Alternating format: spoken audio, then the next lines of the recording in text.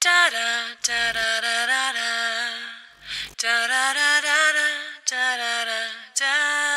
G'day everyone, today we're going to be experimenting with a wild even Mech Shaman. The deck relies on using the 1-cost hero power to supplement the curve on odd turns, which in turn synergizes with Direwolf Alpha, Flame Tongue Totem, and Thing from Below. The deck is very aggressive and looks to control the board early, using the 1-cost totems, alongside minions that grant attack to maintain the board, as well as minions like Mudspark Eel and Knife Juggler. Hagatha also plays a pivotal role, as she allows you to find that late game direct damage spells that go over the top of taunts and help close out the match. The mech minions in the deck obviously synergize very well with Mech Warper, allowing you to have some very large swing turns, starting on turn 3, where you can play Mech Warper into Mech Warper and discount the micro machines and the whirling Zapomatics quite low. One thing to note is that there is no life steal in the deck for the Corpse Taker, and the only Divine Shield minion is Alakir the Windlord. You could consider putting in an Annoyatron or two in place of something else, but that's down to personal preference. Now, we're going to jump in and we'll give the deck a whirl.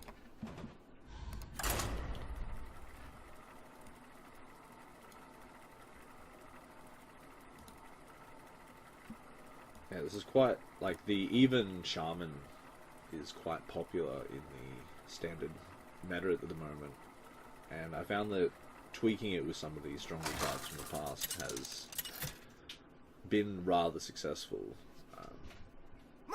Obviously my rank is quite low, it's as I normally play standard, but it has been running at about a 65% win rate so far, which is nothing to scoff at, but it's nothing fantastic either.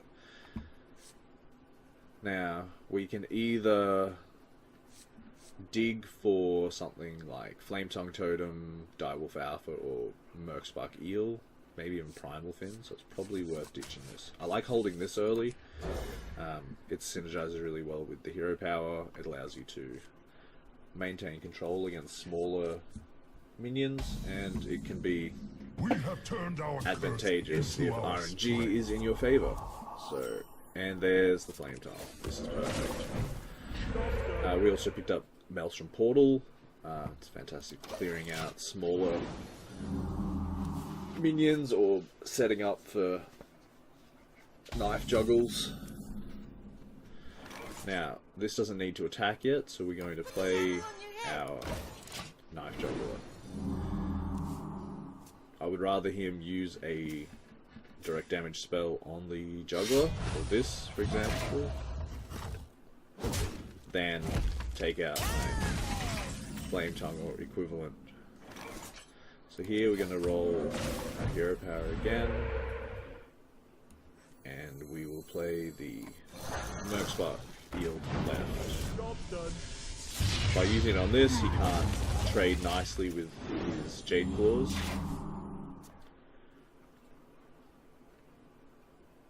Meaning that hopefully this will stick. Okay, so we got a Tunnel Trog coming down. We'll see how he chooses to play this. Alright, so he's using Crackle to buff that up to 2 damage and killing this.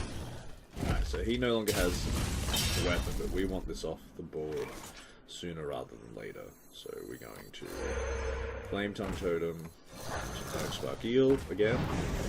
It's an excellent top deck. And get that off the board. Next turn, depending on if we draw any mechs, will most likely be a Corpse Taker along with the hero power. This needs to go. As much as I'd love to push forward to his face, we need to be aware. Now we could play these, but getting this out early is really strong, especially with the flame on the board. And I forgot to use my hero power. That's really bad. One of the things I find hardest about playing even Shaman is it's so easy to forget that this costs 1 mana instead of 2, and you just sort of default to ending turn when you've got spare mana.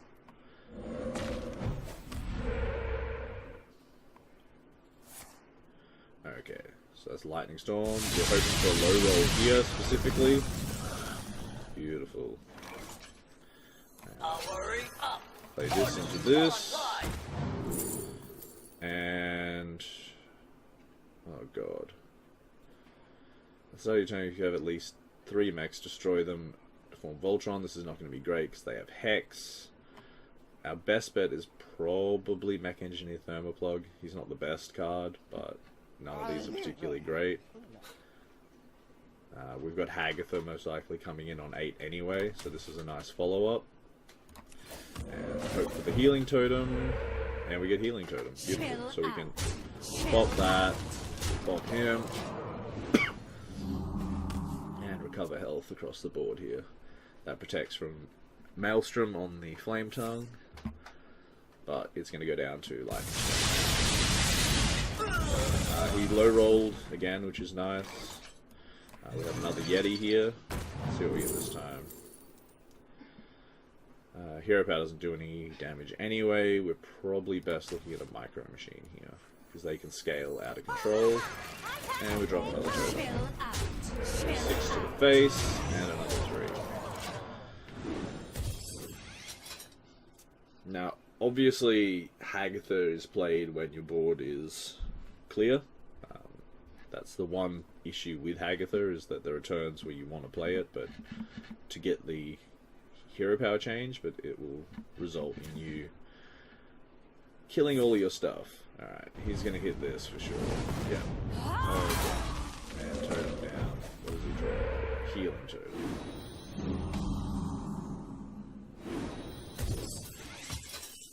Alright, so we've got ourselves a piloted shredder. That hero power. So we got healing again, which is nice.